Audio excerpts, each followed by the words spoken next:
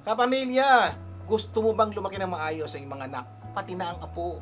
Gusto mo bang magkaroon sila ng magandang kinabukasan? Malamang oo ang sagot nyo. Good news! Mamaya pag-usapan natin ano-ano ang dapat iwasan sa pagkapalaki ng anak para magkaroon sila ng magandang kinabukasan. Sa ating episode na Babala sa mga magulang. At pag-uusapan din natin ang 9 benefits to getting up early. Ay, by the way, mga kapamilya, binabati ko po kayong lahat na nakikinig at nanonood ng programang ito sa patuloy yung pagsusubaybay sa tulong ko, Pasamog Global. Yes, maraming salamat. At by the way, meron po kaming announcement bago tayo magpatuloy. Get ready for an unforgettable experience as the Wendy Linder Show presents Fashionably Loud, a concert where fashion intertwines with music. Sa October 20 po yan, 2024, sa The QD venue at 7722 Garden Grove Boulevard, Westminster, California. Secure niyo po ang tickets now by calling 909-964-1496. Okay, this time,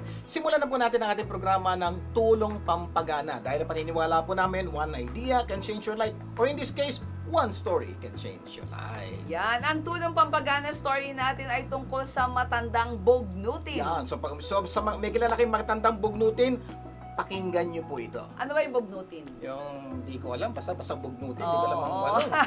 Medyo masungit, di ba? Ang bahaging ito, by the way, ay hatid sa inyo ng Bistro Filipino, offering all-you-can-eat Filipino food at 1559 E. Amar Road, Suite A and B, West Covina, California. Para sa reservations, Tawagan nyo po itong mga numero no?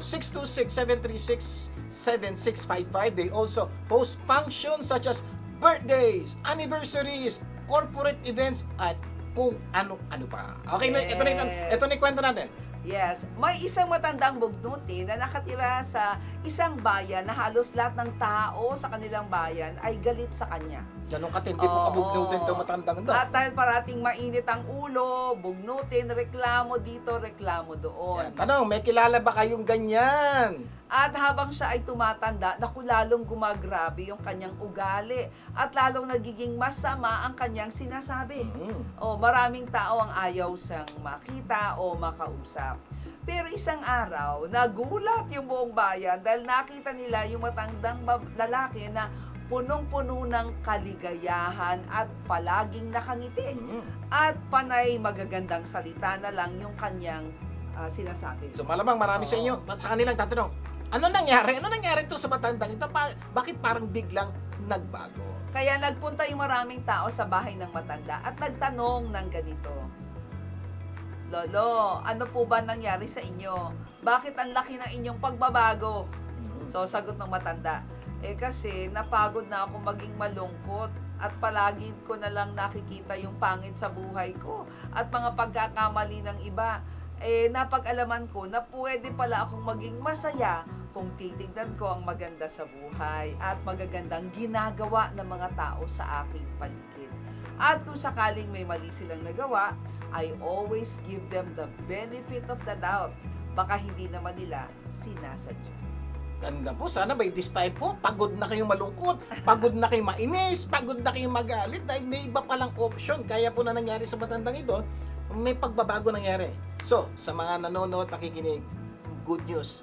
May pwedeng magandang pagbabago mangyari sa iyo o sa mga tao nakapaligid sa inyo kung patuloy lang kayo maniniwalang pwede. Ano yung matututunan natin dito? Number 1, Decide to be happy because happiness is a choice. yun po ang ganda. Ganun po yung nangyari sa matanda. Kaya siya malungkot kasi nakikita niya lahat ng pangit, nakikita niya lahat ng masamang ginagawa ng ibang tao sa kanya na wala kayong magawa. Meron talagang pangit sa buhay at may gagawin masama sa ibang tao. Pero one day, napag-isip-isip niya, ba't ko ba tinititigan yung pangit? Titigan ko kaya yung magaganda. Yes. Tignan ko kaya magandang ginawa ng ibang tao kahit may ginawa silang mali. And from there po, nagdesisyon siyang magiging masaya siya anuman ang nangyayari at anuman yung ginagawa ng mga tao sa kapaligiran niya. Pwede pala yun. Kaya sana gawin niyo po yun. Yes, happiness is a choice. Number 2, decide to look at the beautiful things in life. Yeah, yan po yung sinasabi natin na ang kasayahan daw, kaligayahan ay pipiliin natin. At para daw po natin mapili, marami sa inyo kasabi, sir, paano ko nang pipiliing maging masaya? Ayan, dahil masamang nangyayari sa buhay ko. So, para maging masaya, ito daw ang technique. Piliin natin, tingnan yung magagandang nangyayari sa buhay natin.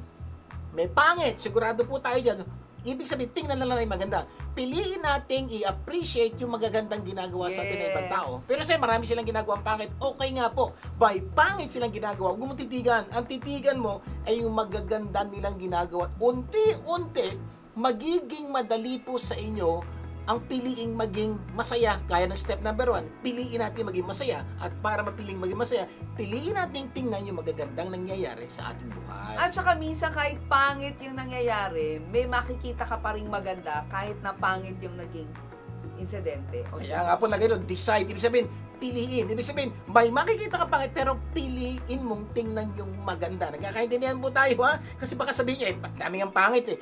Piliin ngang tingnan yung maganda. Number 3, give the benefit of the doubt. Ayan. Isa po itong bagay na napaka-powerful po kung alam nyo kung paano i-apply. So, paano ba i-apply ang give the benefit of the doubt? Okay, sa bahay ka, may ginawang mali asawa mo, nanay mo, tatay mo, ayan na naman, inaasar, so isip mo, inaasar ka, number 1, kaya sinasadya niya yan. So yun po yung nasa isip mo, at dahil doon, nagigigil ka, naiinis ka. O minsan sabihin mo, bakit hindi mo ginawa? Alam mo naman palang mali, paano kung hindi niya alam? Paano kung totoong nakalimutan niya? Minsan pa nga, paano kung may Alzheimer's yung tao? Kaya nga po, Diba? doon papasok Hindi mo yung give the benefit of the doubt. Number 1, doubt, baka hindi naman niya sinasadya. O baka naman, wala sa isip niya, nagawa niya isang bagay na nagpalungkot sa'yo o nagpagalit sa'yo. Kakaintindihan tayo. O kuminsan nga, talaga na, totally, nawala lang sa sarili. Niya. Nawala lang sa sarili. Ibig sabihin, sa dami ng kanyang iniisip, sa dami ng kanyang problema, dapat niya gawin, hindi niya nagawa. So, ibig sabihin, pag ginawa niya yun, hindi ka may inis personally. Take note, don't take it personally, hindi siya ginagawa. May konti lang siya pinagdadaanan. Na kung unawain mo, hindi ka magagalit at baka makatulong ka pa sa problema ang pinagdadaanan niya. Yan. Sana marami tayong natutunan na talagang tunay na magpapagana sa ating buhay. At para ganahan naman kayong kumain, visit Butterberries Cafe Food Truck every Sunday from 9 to 5 at Melrose Trading Post 7850 Melrose Avenue, Los Angeles, California. Or for catering po, patawagan ng numerong 323-610-9005 or 323-244-9784. Magbabalik pa ang tulong ko pa sa mga global. Huwag bibitin. Tulong ko, ipasa mo, gaganda ang mundo. Tulong ko, ipasa mo, gaganda ang mundo. Nagbabalik ang tulong ko pa sa Mo Global, Vic Garcia po ulit. At Abilene Garcia. Dadako na tayo sa ating tulong pampaganda ng buhay. Ang paniniwala po namin, you don't become what you want, you become what you do continually. At dahil gusto po namin continually gumanda ang buhay nyo, continually bibigyan po namin kayo ng mga tips na tunay na magpapaganda ng inyong buhay. Simulan muna natin ang tulong pampaganda ng buhay tips mula kay Wendy Lindo. Wendy! Para mas gumanda ang buhay, choose people that you will associate with. Piliin mo ang mga taong may positibong pananaw.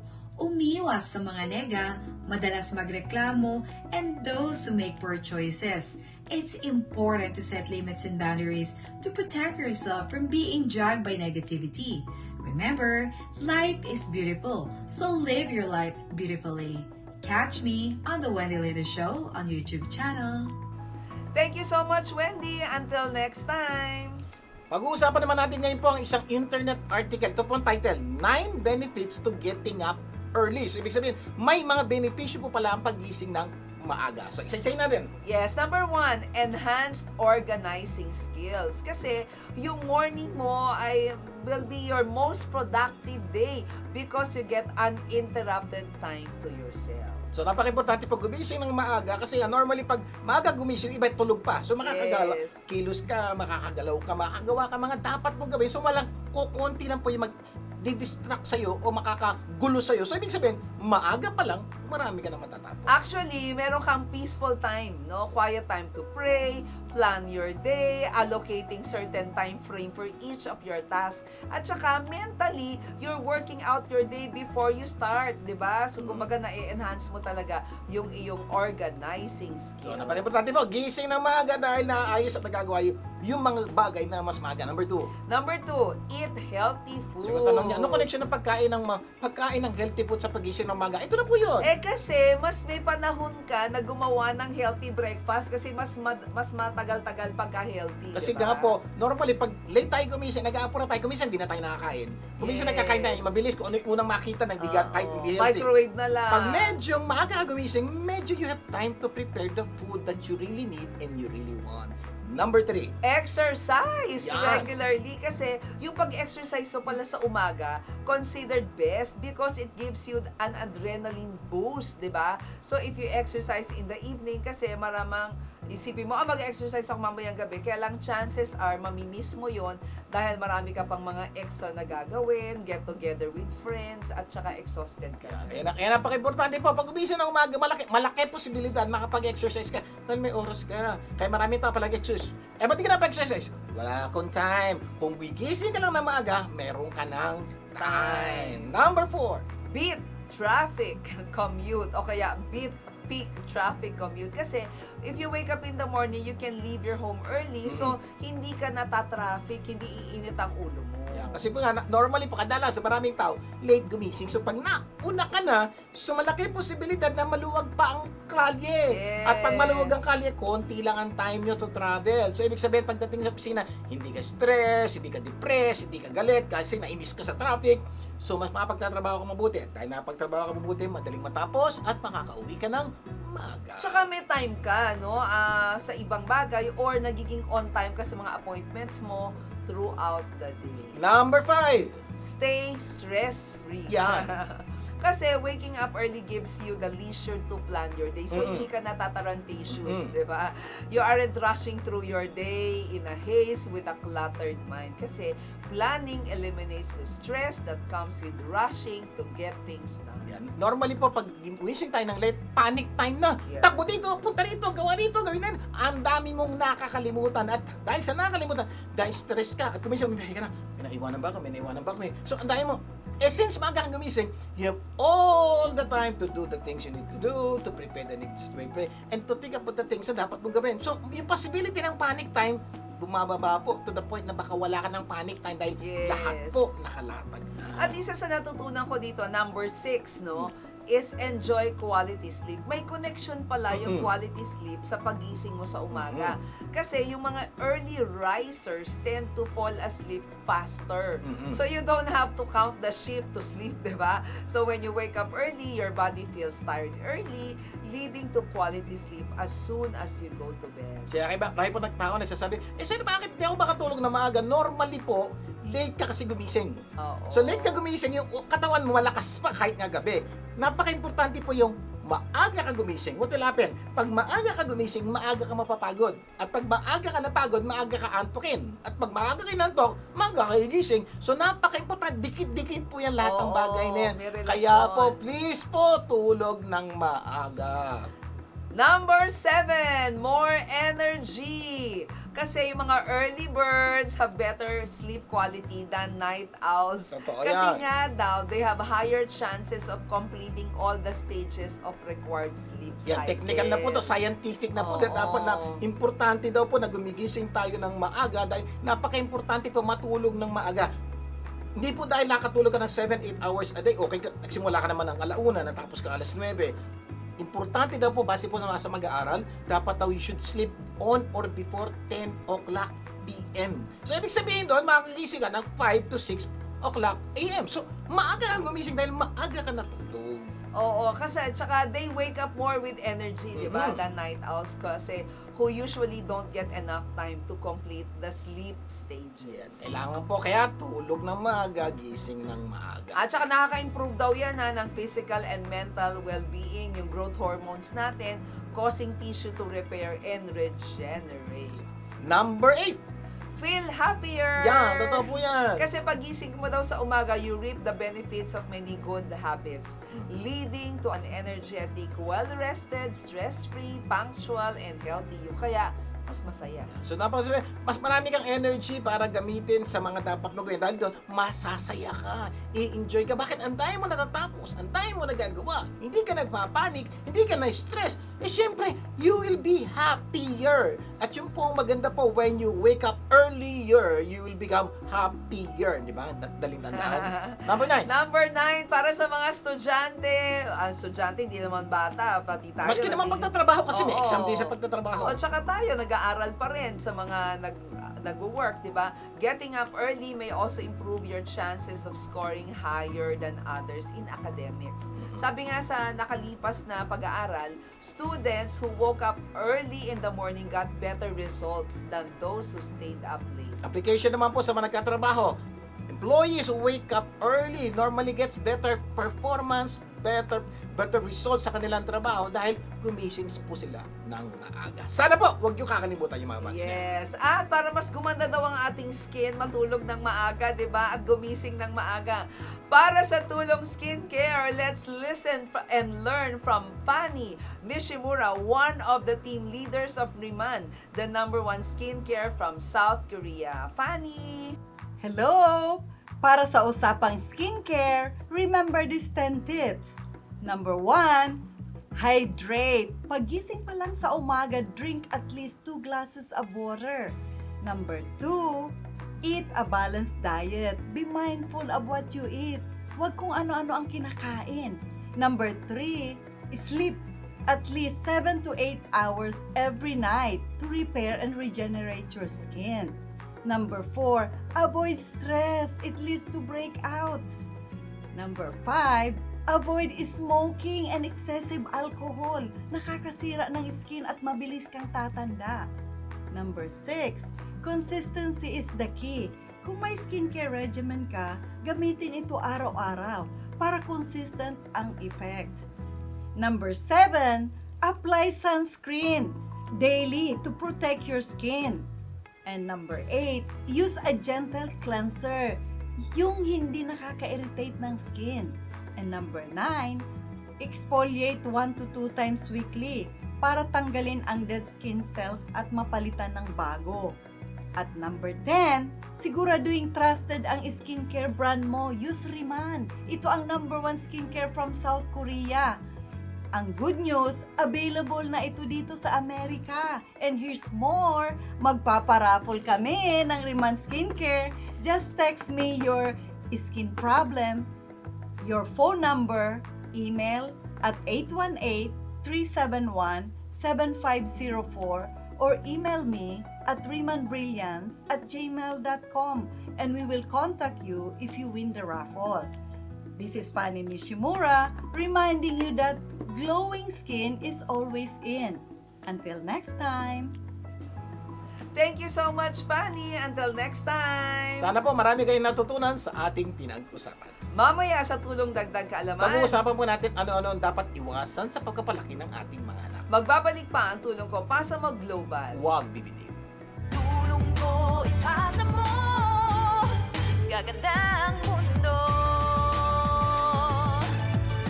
Tulong ko ipasa mo, gaganda ang mundo.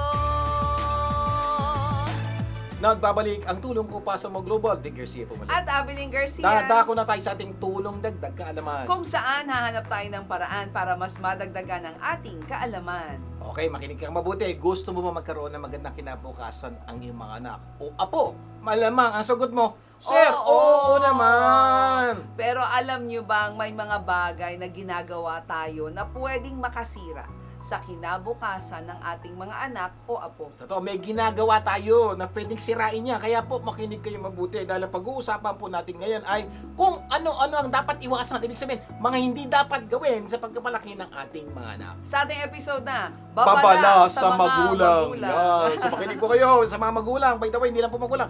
Pati lolo, lola, tita, tito. Babala po ito dahil kuminsan tayo po ang sumisira sa kinabukasan ng ating mga anak sa mga bagay na ginagawa natin. Sino meron bang ganon? Iisa-isahin po natin. Number Okay, 1. number 1, avoid giving your children everything they ask Ayan, for. problema They yan. will grow up believing that they have the right to get everything they want. So mga magulang, maraming magulang medyo alam to ito, medyo ina-apply po to, pero meron din sumasabit. Ibig sabihin po, pag may kailangan ng anak po natin, susubukan natin ibigay. Kaya lang kuminsan, kulang tayo sa budget, kulang tayo sa pera, hindi natin nabibigay.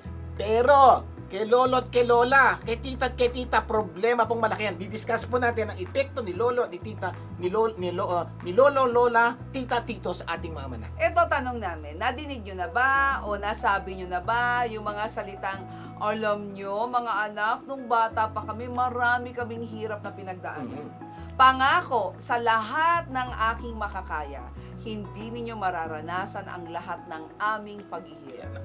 Mga nanay, nasabi nyo na ba yan sa inyong mga anak?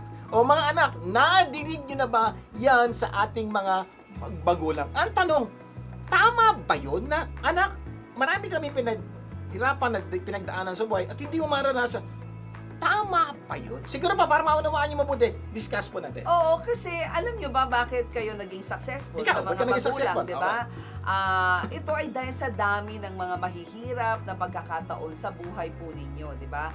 Natuto kayong lumaban, natuto kayong magsumikap, di ba? Yun po ang dahilan, Oo. ba't marami po sa ating mga magulang ay naging successful. Dami pong hirap at pasakit ang ating pinagdaanan. yes. At dahil dami natin natutunan, dami po nating nagamit sa buhay natin. Makinig po kayo mabuti. Kung yan ay sasabihin nyo sa anak nyo at lahat ng paghihirap ng anak nyo, hindi nyo siya padadanasin. So, ibig sabihin po, yung mga natutunan nyo sa hirap at pasakit, hindi nila matutunan. Oo. At pag hindi nila natutunan yon, hindi sila magiging successful katulad nyo. So, ano ibig po sabihin? Pabayaan nyo po silang madanasan yung mga paghihirap sa buhay dahil doon sila matututo na magagamit nila sa pagpapaganda ng kanilang buhay. Kumbaga kasama yun, ingredients to success yun eh. Kaya mula sa araw na to, baguhin na po natin yung sasabihin natin sa ating mga anak o apo. Dapat ito yung sasabihin, alam yung mga anak, nung bata pa kami, marami kaming hirap na pinagdaanan. Yeah, Pangako, sa lahat ng aking makakaya, mararanasan nyo rin yan. Diba? Lahat ng aming paghihirap para kayo matutong lumaban at magsumikap. So, yun po dapat mula sa araw na ito, kung sabihin nyo, anak, marami kang pinagdaanan, ito pa pangako, mararanasan mo rin yan. Siguro tanong nyo mo, mami, daddy, bakit? Kasi, dyan gumanda buhay namin. Dahil mahal namin kayo, gusto namin gumanda rin ang buhay nyo. Paano yun? Kailangan daanan nyo, pagdanasan nyo, at matuto kayo magtagumpay sa mga problema ang pinagdadaan. Yes. Pag ginawa nyo po yan, makikita nyo unti-unti, gagaling, tatapang, at magiging matagumpay ang ating mga anak at ang ating apo. Makinig po, mga lolo't lola, na mga tita, tito. Kasi mga nanay at tatay, para nang unawaan na to. Pero ito po kuminsan may mga lolo at lola na hindi naman nila anak yon. So Oo. kuminsan po, binibigay po natin lahat ng kailangan ng anak natin. Ay, nung apo natin. Ang problema po doon, yung bata, nag-iisip na, di binibigay ni nanay at tatay, ibibigay ni lolo o ni tita. So, ang mangyayari, si nanay at si tatay kontrabida. Si lolo, si lola, si tita, bida. At ito po, hiling ko mga lolo, mga lola, mga tita, please, huwag niyo pong ibigay lahat ng gusto ng apo niya at pamangkin niyo.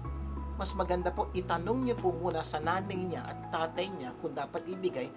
Baka may tinuturong magandang lesson ng tatay at nanay kaya hindi binibigay tapos sisirain niyo. So please, lolo, lola, tita, tito, babala lang po. Huwag niyo Sana- bibigay lahat ng dapat makuha ng apo niyo at ng inyong pamangkin. Yes. At sana yung mga gagawin natin, it will lead, no? Para mas gumanda ang buhay ng ating mga anak or ng ating mga apo.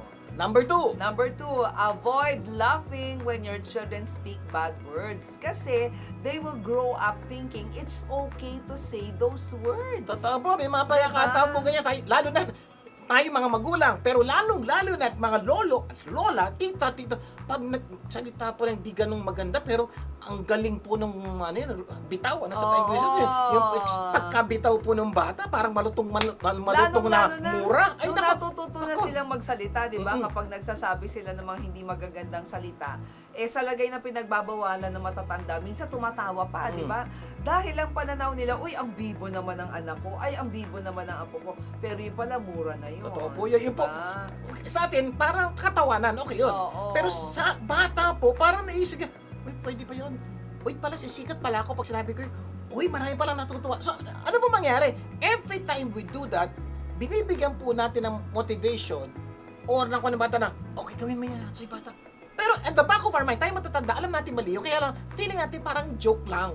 Pero sa mga bata po, hindi po ganon ang pananaw. Yeah, kaya ang paalala namin, ingat lang po tayo sa ganitong pagkakataon dahil akalain ng mga anak natin o apo na okay lang magsabi ng masasamang salita. Ang mas masakit, di ba, kung minsan sa ating pangmatatanda natutong magsabi ng hindi maganda yung ating anak o apo. So yun po yung problema. Hindi lang po tayo tumatawa sa mga sinasabi nilang mali. Kung minsan tayo po yung nagsasabi ng mali at yun ang napipick up ng bata. Yes. Yun po yung mas masakit. Okay po sana kung napick up ng bata yung bad words sa labas ng bahay. Pwede pa. Mali po yun, pero mas okay po. Ang mas masakit po kung napipick up po ng bata yung mga hindi niya dapat sabihin sa mga taong kasama niya sa bahay. Si nanay, si tatay, si lolo, si lola, si tita, si tito. Problemang malaki yun. At saka sagot ng iba, ako naman, Vic, expression lang naman yan. Hindi naman tunay na galing sa puso yan. Totoo po, pwede mo naman sabihin, expression lang yan, hindi galing sa puso yan. Ito po ko, mag-expression ka na rin lang. Di, gawin mo na Oo. wag ng bad words, gawin mo ng good words. For example, thank you Lord. O, nangyari ito, praise the Lord. Yes. Kaysa namang, yung mga sinasabi nyo gano'n. So, kung mag-expression na rin lang kayo, gumawa kayo Maganda ng na. magaganda expression. O, kaya ma-expression o hindi, iwasan nating magsabi ng bad words dahil malamang gagayahin tayo ng ating mga anak o ng ating mga apo. Mas masakit po, sasabihin ng nanay, ng mga apo nyo, paglaki ko, gagayahin ko si lolo at si lola. Ay, problema po malaki. Okay, para sa tulong kalusugan, makakasama pa rin natin ang Certified Nutritionist, CEO for Trinity for Health na si May Gonzalez. May! Dementia is a decline in cognitive function that affects memory, thinking, and social activities. Here are some essential tips to prevent dementia. First, eat a balanced diet and include foods rich in antioxidants, omega-3 fatty acids, and vitamins, which can protect brain health. Second, keep your mind active. Challenge your brain like puzzles, reading, or learning a new skill. Mahalaga ang social interactions kaya manatiling konektado sa pamilya at mga kaibigan. Third, stay physically active. It improves blood flow to the brain and supports overall health. Do moderate aerobic activity per week. Fourth, manage stress effectively. Chronic stress can negatively impact brain health. Practice relaxation techniques such as meditation and deep breathing to reduce stress levels. Fifth, get enough sleep. Poor sleep can lead to cognitive decline, so establish a regular sleep routine and create a restful environment. Lastly, avoid smoking and alcohol consumption. Ito ay maaaring magdulot ng cognitive decline at pataasin ang panganib ng dementia. By following these tips, you can support brain health and reduce the risk of dementia. It's never too early or too late to start taking care of your brain. Small, consistent changes can make a big difference over time. And good news! If you're located in Southern California, I can arrange a visit for you or send my team to demonstrate how to prepare a healthy and balanced diet for free. We will even bring the ingredients and we can enjoy a meal together. Slots are limited, so reserve your spot by emailing tulongko@gmail.com with your name, phone number, address, and preferred date and time. This is May Gonzalez reminding you to stay happy, healthy, and blessed. Maraming salamat, May. Until next time. Okay, bago tayo mag-break, may good news po kami sa inyo sa nagbabalak na umuwi ng Pilipinas o may kilala ba kayong gustong umuwi ng Pilipinas? Ano gagawin nila? Ang Crown Plaza Manila and Holiday Inn Manila Galleria, dalawa sa pinakamagagandang hotel sa Pilipinas, ay patuloy na magkakaloob ng overnight free hotel accommodation. Ang dapat nyo lang gawin ay magpadala po kayo ng email sa tulong ko pa sa Global at gmail.com. Isulat po ang inyong pangalan, address, contact number, at kung bakit kayo nanonood ng programang Tulong Ko Pa. Sa madagdag nyo na rin po yung mga natututunan nyo na nagpapaganda ng buhay niya. Pakisulat din po yung mga natutunan ninyo, ha? Huwag kalimutan yan. At iraraffle po namin ang mapalad na magkakaroon ng overnight free accommodation. Kaya sali na, may premium hotel accommodation ka na, libre pa. And we will notify you by email if you have been selected to receive the complimentary hotel accommodation. Sa aming pagbabalik, tutuloy pa po natin ang ating kwentuhan. Magbabalik pa ang Tulong Ko Pa sa Global. Huwag bibig. Tulong ko ipasa mo. gaganda ang mundo. Tulong ko ipasa mo, gaganda ang mundo. Nagbabalik ang tulong ko, pasa mo global, Vic Garcia pumuli. At Abilene Garcia, bago tayo magpatuloy, magbibigay ng hair tips through a lovely song ang ating singing hairstylist na si Jane Maganchang ng Jane Rockstar Salon. Jane! Yeah. Nourishing oils, a tender touch, reviving life, restoring much, just as the scalp needs gentle care, so does the spirit, pure and fair. We cleanse away the daily strife, renewing both our hair and life. Each drop of love, each thoughtful deed feeds the spirit's inner need, just as the scum needs gentle care, so does the spirit, pure and fair. Just as the scum needs gentle care, so does the spirit, pure and fair.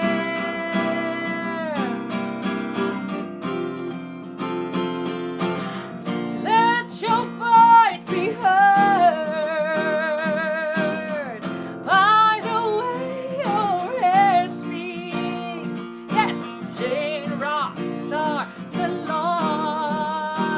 Yes, you can be home.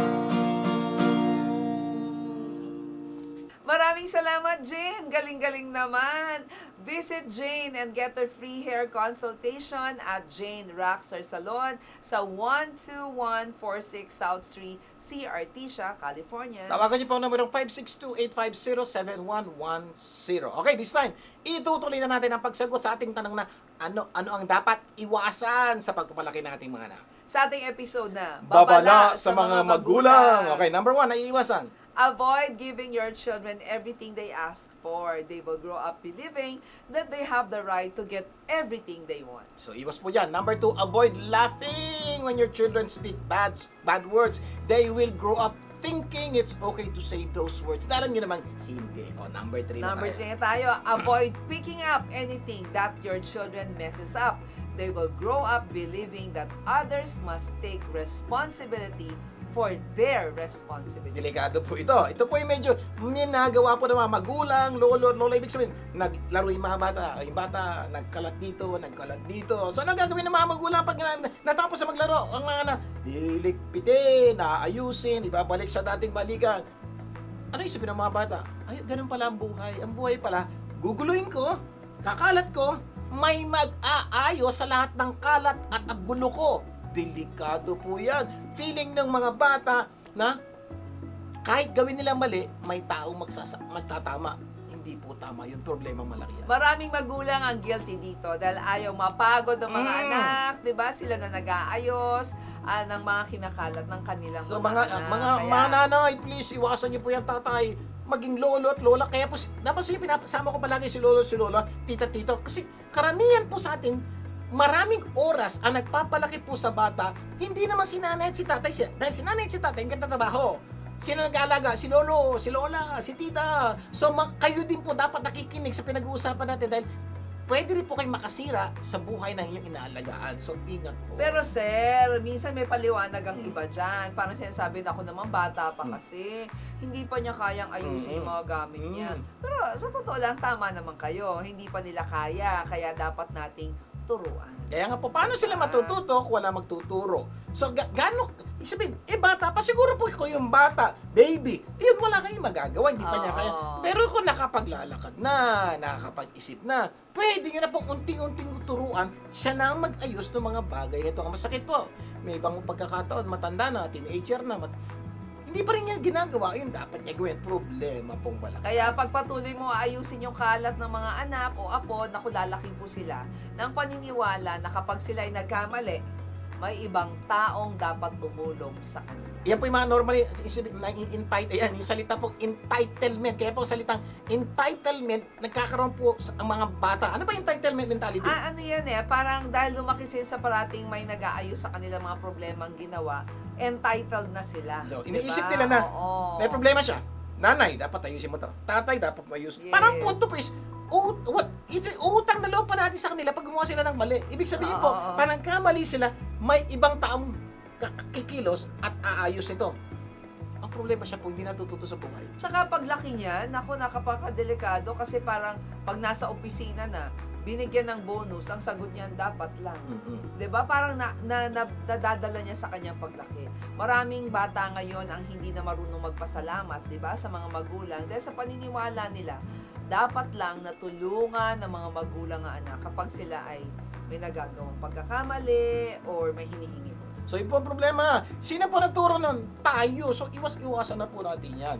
Number 4. Avoid letting your children watch any program on TV. They will grow up thinking that there is no difference between being a child and being an adult. Yeah, so ingat mga nanay, mga tatay, tingnan nyo po yung pinapanood ng mga anak natin sa TV. Kasi po, may mga palabas sa TV, kaya po may mga parental guidance, may ganito. Kasi po, hindi po lahat ng napapanood sa TV ay para sa bata. Yes. Pero, bad news, biglang bata na po ang nanonood ng TV. So, karamihan po, gumagamit ng cellphone. Alam niyo yung cellphone?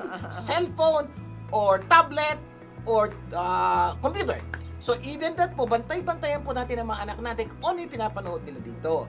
Kasi nga po, pwede pong pumasok sa isip nila, kahit bata pa sila, pwede silang manood ng mga hindi nila dapat panoorin. Problema po malaki. Kaya dapat binabantayan natin, 'di ba, kung ano pinapanood ng ating mga anak o apo, lalong-lalo na sa internet. So kaya nga po, napaka-importante po kung pinag-internet yung anak nyo, babantayan nyo o kaya lagyan nyo po ng software, yung mga software po ginagamit para maiwasan pong makapasok yung mga bata sa mga website na hindi nila dapat pasukan. Kasi po, pag nakapunta po sila ron, makikita na po nila yung hindi nila Ang dapat malungkot makita. ngayon, 'di ba, napakabata pa lang, may mga hawak ng cellphone, tablet, ano kaya ang kanila pinapanood, 'di ba? So kaya nga po, kung mag-isip kayong mabuti, problemang malaki yan. Kaya kung may apo ka o anak na siguro mga 12 years old and below, di ba? Siguraduhin nyo na may child protection softwares ang mga gadget na kanilang ginagamit. Kasi nga po, Diba? pwede po ito makasira sa kanilang kinabukasan. For example po, ang YouTube po, meron silang YouTube for Kids. Ibig sabihin po, Yes. na pag kinamo yun, ito yung mga pambata lang yung mapanood yan, napipigilan. Correct. Meron pong Google Child Protection. Meron pong set nyo sa Google, yung inyong computer, mababawasan, maiiwasan po makapasok yung anak nyo, apo nyo, sa mga internet site na hindi nila dapat puntahan. Pwede nyo pong gawin yung mga bagay na yan. Number 5, avoid putting yourself on your children's side when he is wrong against their neighbors, teachers, police, kasi they will grow up thinking that everything they does or he does is right. It is others who are wrong. Kasi may mga magulang po, tagapagtanggol, mga lawyer. Ibig sabihin po, every time may ginawang mali yung anak, kailan mo ginawa yan? Kailan mo ginawa? So, ibig sabihin, pinaglalaban, pinagtatanggol po nila yung mga anak nila. Ang problema, nangyayari po doon, feeling ng bata, dahil pinagtatanggal ako ni nanay at ni tatay. Tama ako, mali si teacher, mali yung mga tao ko yan. Hindi naman natin sinasabing huwag ipagtanggol. Pero kasi may mga magulang na alam nila na hindi lahat ng pagkakataon ay tama yung anak. Di ba? Minsan mali. Talagang malinaw na mali. Sana kung sakaling mali talaga, matuto tayong ipaalam sa ating mga anak na anak mali. Mali yun kahit pa sa harap ng authorities. Kasi po, kuminsan hindi ba natin naiisip yung anak natin? Kuminsan, protektahan po natin yung sarili natin. Ako, nagkamali anak ko. Ano nang sasabihin nila sa aking magulang? Kuminsan po, hindi po yung anak na iisip natin, ang iniisip po natin, tayo. Huwag niyo pong gagawin yun. Kasi nga po, lalaki po yung bata na feeling niya tama yung kanyang ginagawa. Hindi po maganda yun. Kung tama, ipaglaban. Pero kung talagang mali, tanggapin para po maging maganda ang paglaki natin. May mga magulang nga na sumusugod pa sa Ako, may eskwelahan, mga di ba? Para awayin ang teacher. Hindi, kilala ba di kayong ba? ganyan? Yung iba naman, may mga batang nagiging pala away na, di ba? Dahil sa mga magulang. So, meron po away ng bata, ginagawang away ng magulang. Kasi, Yes. ay nako, ingat po. Okay, naku, dami nating natutunan. Pero before we pause for break, join us for the inspiring segment with Lady Bautista, a certified John Maxwell trainer, as she shares inspiring leadership tips. Lady! Hello everyone! Today I want to share an inspiring principle from John Maxwell called the Law of the Lid. This principle states a person's leadership ability determines their effectiveness level. The better leader you are, the more effective you will be. How to do that? First, raise your leadership lid. Invest in yourself through reading, training, and mentorship. That's actually what I did. I went through the whole John Maxwell training myself. And because the more you grow, the higher your leadership lid will be. Let's do an example. Example 1. Consider an entrepreneur who started a small business but struggled to grow it. They raised their leadership lid by investing in leadership training and seeking mentorship. This personal growth allowed them to expand their business and achieve greater success.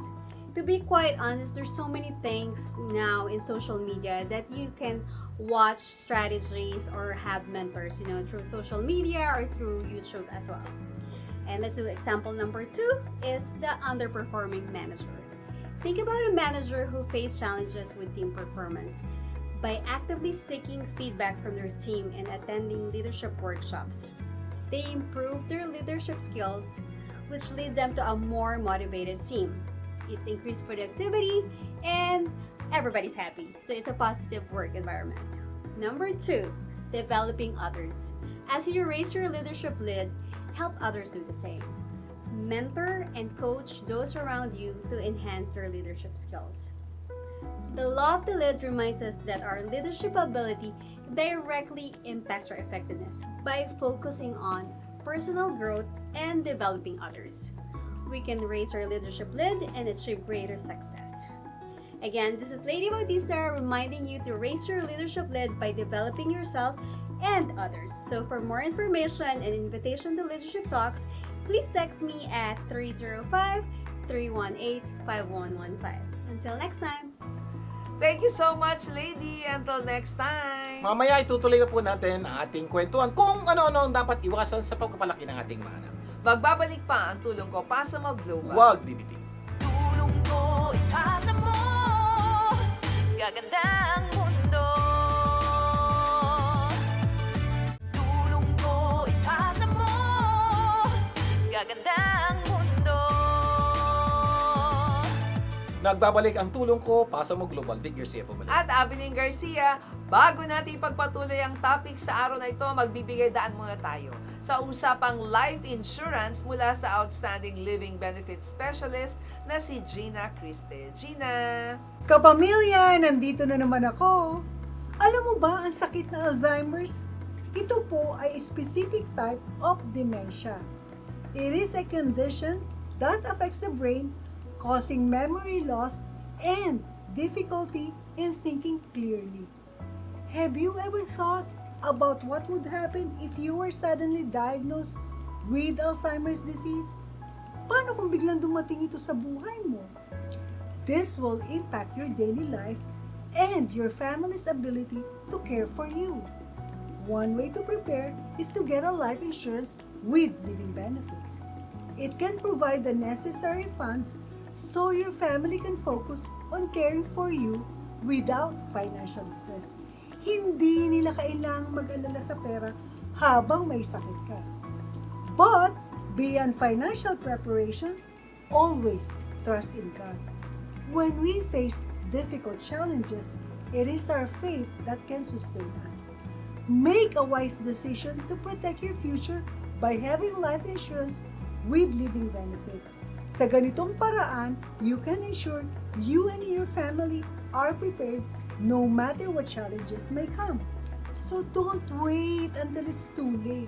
I'm here to help you. Gusto mo din bang makatulong sa iba katulad ko? You too can be a living benefits specialist. Ang maganda dito, makakatulong ka na, matutulungan ka pa. Ito po si Gina Christie. Text or call me at 323-244-9784 or send an email to tulongkopasamoglobal@gmail.com.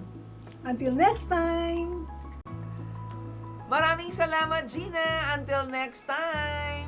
Okay, this time itutuloy na natin ang pagsagot sa tanong ano-ano ang dapat iwasan sa pagpapalaki ng ating mga anak. Sa ating episode na, babala sa mga magulang. O, review lang tayo. Number 1. Number 1, avoid giving your children everything they ask for. They will grow up believing that they has the right or they have the right to get everything he wants. Problema yan. Number 2. Number 2, Avoid laughing when your children speaks bad words. They will grow up thinking, okay lang yung mga salitang yan. yes. Number 3, avoid picking up anything that your children messes up. They will grow up believing that others must take responsibility for their responsibility. Problema yan. Number 4, avoid letting your children watch any program on TV. They will grow up thinking that there are no difference between a child and being an adult. Number 5, avoid putting yourself on your children's side when he is wrong against the neighbors, teachers, police. They will grow up thinking that everything he does is right. It is the others who are wrong. Yan, problema po na malaki. Kaya, okay, this time, number 6 na po tayo. Avoid giving your children all the money that they ask for. Mm-mm. Diba? They will grow up thinking that getting money is easy and will not hesitate to spend it all. Yan, sa problema po natin, kuminsan hindi lang po material things ang problema binibigay natin sa mga anak natin. This time, maraming bata, kuminsan Pera. ayaw na nila ng material things. Sir, bakit? Kasi hindi nila kayang kontrolin kung ano ibibigay mo sa kanila. Gusto nila, pira. Kasi yung pira, pwede nilang mabili kung ano yung bibilin nila. Lalo na po mas malaking problema ba to. Yung pagbibigay po ng mga material things, kasi kontrolado mo kung ano yung bibigay mo. Pag pira po, problema ang At malaki. hindi lang yan, minsan credit card. Okay, may, Diba? may Ino-authorize mga bata po, user. may credit card. Oo, Naku, ingat po kayo dyan. Ay nako, alam nyo ba bakit maraming tao ngayon nabaon sa utang? Kasi sa palagay nila, madali lang kumita ng pera. Mhm. At kahit mangutang sila, mababayaran naman daw nila ito. Alam nila natutunan sa mga magulang nila. Kaya po ito po, isa po sa pinakamagandang bagay na dapat ituro po natin sa mga anak natin ay tamang paghawak ng pera. Bakit? Kaya sa mga magulang ha, siguro gusto ko lang sabihin sa inyo, napakasakit na makitang baon sa utang o naghihirap yung ating mga anak, 'di ba? Kaya sana bata pa lang turuan na po natin sila na humawak ng tama ng kapera. Okay, isang paraan po ay turuan natin silang mag-ipon galing sa kanilang allowance. Ibig sabihin mo, ang mga po ginagawa namin sa mga anak namin, magkano allowance sa kailangan mo sa school? So, syempre, lalaki yan ng bata. Sige, saan mo gagastusin yan? Ay, hindi po pala. Isa-isay natin. Magkano ba mo? Magkano pagkain mo? So, hindi nga. Bigyan natin ng konting additional. So, from there, sabihin natin, dapat matuto ka mag-ipon, set aside mo 10% o 20%. Doon po, unti-unti, bata pa lang, natututo na siya, humawak ng pera para pag may trabaho na siya, sana madala niya po yung natutunan. Tsaka siguro magandang turuan yung mga anak o apo na paghirapan yung pera bago gastusin, Totoo yan. diba? Bigyan mo sila ng mga chores o trabaho na pwede silang kumita ng pera. For example, Diba? Tito, tita, lolo, can I have $10? Huwag ka agad nabot. Ano ba? Oo. Okay, gusto mong itanda. Gawin mo to. Maglinis gawin mo ka ng to. kotse. Ayan, gawin mo. Linisin mo yung Oo. kotse ko. Para Oo. feeling nila na, kailangan pala pagkakitaan yung pera. Maglinis Doon po, ng- ang ganda po ng tuturo. Oo, yung sa labas, yung Magdamon, backyard. loan, yan. Oo. At marami pang iba. O pwede nyo rin silang turuang mag-buy and sell. Meaning, kung may gusto silang bilhin, pwede silang magbenta ng mga luma Yan. nilang laruan or gamit para makabili sila ng bagong laruan. Yan po, yung anak ko po Diba? ginagawa yan. Dati gusto ko dito. Ay, may gamit ka yan. Di mo naman ginagamit. Yung toy mo. Benta mo yan para mabili mo yung gusto mo. Nagagawa po yun. At dami pang pagkakataon. Nabibili niya yung gusto niya. Pero wala kang binibigay na pera. Sila natututo. Ang dami nila natututo. Number 7. Avoid leaving your children at home when you go to the place of worship. Otherwise, he will grow up thinking God is not important. Yan, totoo po. Isa po, napaka-importante. Kailangan maintindihan niyo po. May mga magulang po dahil ayaw sumama ng bata. Nanggugulo lang naman yung bata sa simbahan. Iiwanan. Diyan ka na lang.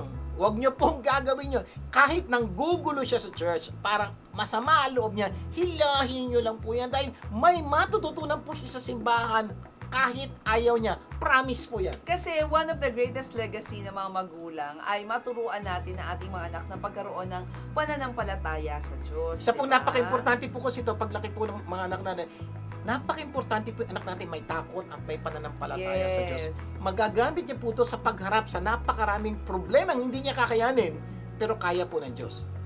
Kung siya po ay nagtitiwala sa Diyos. Sabi nga ng isang magulang, ayaw kasing sumama ng Ako. anak ko eh. Kaya iwan ko na lang, no? Ito lang po mga magulang, tandaan nyo po na napakalaki po ng contribution po nito sa kanilang buhay. Diba? Ito po, napaka-importante maunawaan po nila na importante ang Diyos. At para maging importante ang Diyos, may mga bagay, panahon na ayaw ang pupunta ka. Bakit? Importante ang Diyos sa buhay natin.